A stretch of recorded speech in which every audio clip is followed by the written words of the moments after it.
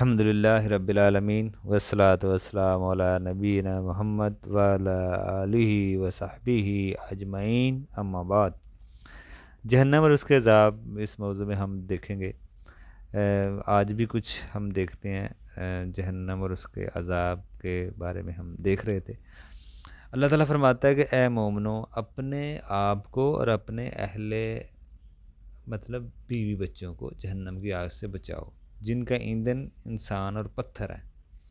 ہمیں جہنم سے بچنا چاہیے اور جنت میں جانے والے کام کرنے چاہیے۔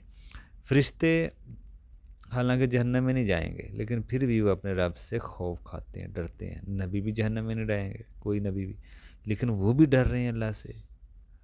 فرشتے بھی ڈر رہے ہیں، حالانکہ ان لوگوں کے لیے جہنم میں نہیں جانا، پھر بھی وہ ڈر رہے ہیں۔ ہم کو کتنا ڈرنا چاہیے، آپ خود سوچیں کتنی ضرورت ہے، ٹھیک ہے نا؟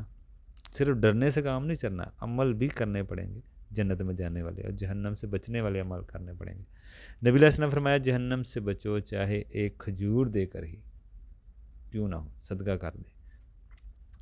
نبی علیہ السلام نے فرمایا، میری مثال ایسے ہی ہے کہ تم کو جہنم سے میں بچا رہا ہوں اور تم خود زبردستی چھلانگیں لگا رہے ہیں۔ جیسے پرندوں کی مثال دی نبی علیہ السلام نے کہ وہ اٹھ کر جہنم میں جا رہے ہیں، چھلانگیں لگا رہے ہیں، میں ان کو بچا رہا ہوں۔ تو یہ مثال ہے، اللہ کے نبی تو بچا رہے ہیں، لیکن لوگ زبردستی چھڑا کے جا رہے ہیں۔ صحابہ کرام بھی جہنم سے بڑی خوف کھاتے تھے، ہمیں بھی جہنم سے ڈرنا چاہیے۔ صحابہ کرام بہت روتے تھے جہنم کے خوف سے۔ آج ہمیں جہنم سے کوئی خوف ہی نہیں ہے، نہ جنت کا شوق ہے، نہ جہنم کا خوف ہے، تو اور نہ ہی ہم ان کا تذکرہ پسند کرتے ہیں، جہنم کا، قبر کا۔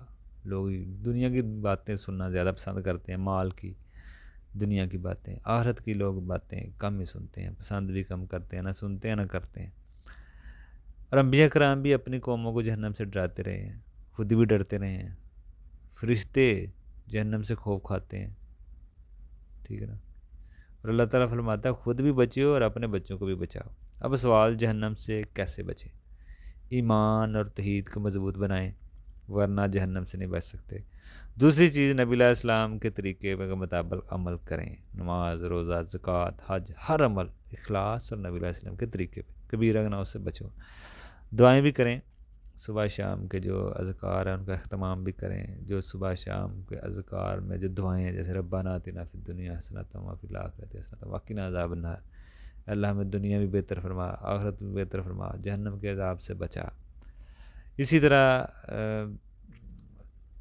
آپ اور بھی دعائیں اس کے علاوہ بھی کر سکتے ہیں، اور عقیدہ، سنت، منہج توحید، منہج سلف کے مطابق زندگی گزاریں، عقیدہ صحیح رکھیں، اتباع سنت کریں، سنت کے مطابق اپنا عمل رکھیں۔ جہنم سے بچنے کے لیے دعائیں کریں، خصوصی وہ آپ دعائیں اس ٹائم کریں جب قبولیت کے جو ٹائم ہوتے ہیں، اذان اور اقامت کے درمیان، سجدوں میں، قبولیت کے جو بھی ٹائم ہیں ان میں دعائیں کریں۔ اور کوئی شخص اپنا عمل کی وجہ سے جنت میں نہیں جا سکتا، حالانکہ نبی بھی اللہ کی رحمت سے ہی جائیں گے اور اپنے عملوں سے نہیں، لیکن عمل ہی وجہ بن سکتے ہیں۔ عمل نہ چھوڑیں اس وجہ سے کہ جانا تو رحمت سے ہی ہے، تو رحمت بھی اس پہ ہی ہونی ہے جس نے عمل کرنے ہیں۔ تو اس لیے عملوں کی وجہ سے نہ کوئی سوچے کہ میں نے اتنی باتیں کر لیں، وہ تو ایک شاید دنیا کی ایک نعمت کا بھی بدل نہ بن سکے۔ تو اس لیے عمل کریں اور ساتھ دعائیں کریں، کہ یا اللہ ہماری رحمت سے، ہمارے عمل کمزور ہیں، آپ کی رحمت سے ہی ہم جائیں گے۔ اللہ تعالیٰ ہم کو جہنم کے عذاب سے محفوظ رکھے، دنیا بھی بہتر فرمائے، آخرت بھی بہتر فرمائے، دین پر چلنے کی توفیق دے، اور دین کا علم حاصل کرنے کے لیے ہمیں توفیق دے، اور جہنم کے عذاب سے ہمیں بچائے، سب کو بچائے۔ اور دیکھیں، دنیا میں جب ہم کوشش کرتے ہیں کسی بھی کام میں، وہ ہم حاصل کر ہی لیتے ہیں۔ اسی طرح دین کا بھی یہی معاملہ ہے کہ دنیا میں دین میں ہم کوشش کریں، علم سیکھیں۔ دنیا میں سب سے بڑی جو نعمت ہے کسی کے پاس، وہ ہدایت ہے۔ راہ راست پہ اگر کوئی آ جاتا ہے، سنت پہ آ جاتا ہے، طریقے پہ، نبی کے طریقے پہ آ جاتا ہے، اور اسلام کے مطابق زندگی گزارتا ہے اپنی صبح شام، تو یہ ہدایت سب سے بڑی نعمت ہے، اس سے بڑی کوئی نعمت نہیں۔ اب یہ نہ سمجھے کوئی بڑی کمپنیوں کا کوئی مالک ہے، کوئی مالدار ہے، کوئی بڑا انجینئر ہے، پروفیسر ہے، دنیا دار ہے، کوئی بڑا وہ ترقی کر گیا، وہ کامیاب ہے، وہ بڑی نعمت ہے۔ وہ نعمتیں بھی ہیں، اللہ نے دی ہیں، لیکن ہدایت سے بڑی کوئی نعمت نہیں ہے۔ اور اس لیے جس کو ہدایت مل گئی، وہ چاہے کتنا بھی مالی لحاظ سے کمزور کیوں نہ ہو، اس سے بڑی کوئی نعمت نہیں ہے۔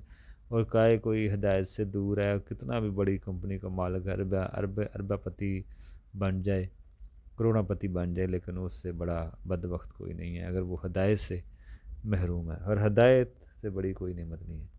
اللہ تعالی ہمیں جو سنایا، اللہ تعالی ہمیں معاف فرمائے اور قبول کرے جو سنایا، اور جہاں پہ کوئی کمی ہوئی ہے تو اللہ تعالی ہمیں معاف فرما دے۔ مزید ہم آگے بھی کچھ مسائل پہ ہم دیکھیں گے۔ اللہ تعالی ہمیں نیکی پہ چلنے کی توفیق دے، اور جہنم کے عذاب سے اللہ تعالی ہمیں محفوظ رکھے۔